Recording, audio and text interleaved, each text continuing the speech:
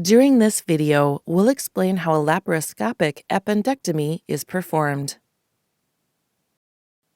Laparoscopy is a type of surgical procedure that allows a surgeon to access the inside of the belly and pelvis without making large incisions in the skin. It's also known as keyhole or minimally invasive surgery. After anesthesia, you'll lie flat on your back on the operating table.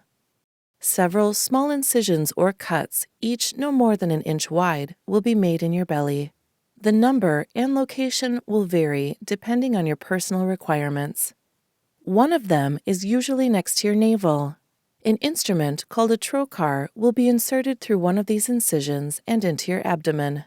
It has a spring-loaded mechanism that withdraws the sharp tip immediately after it passes through the abdominal wall.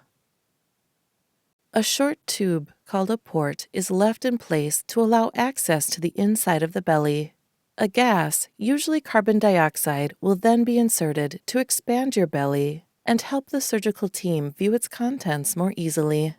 Next, the laparoscope, which is a high-definition camera, is inserted.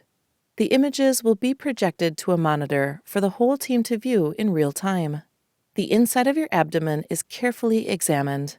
Then, a variable number of further ports are inserted through which a range of instruments can be passed. The surgeon will navigate toward the appendix and inspect it thoroughly. Whether it's inflamed or not, it will be freed from surrounding tissues and cut.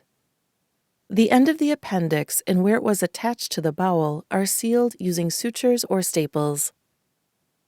If at any point the surgical team encounter excessive bleeding or other difficulties that cannot be safely treated through the small incisions, they may need to make a larger cut in the abdomen to treat you. This could be because the appendix has already burst or they encounter an inflamed appendix mass.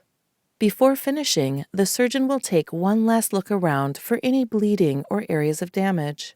Once satisfied that the procedure has been completed, the instruments and ports will be removed. The carbon dioxide gas is released. Occasionally, you may have a wound drain left in place. The incisions will be closed with sutures or skin staples and covered with dressings. The contents of this video are a general depiction of this procedure and the risks involved. It's not necessarily accurate for your personal situation. Information specific to your individual circumstances is listed in the written consent information sent to you by your healthcare team.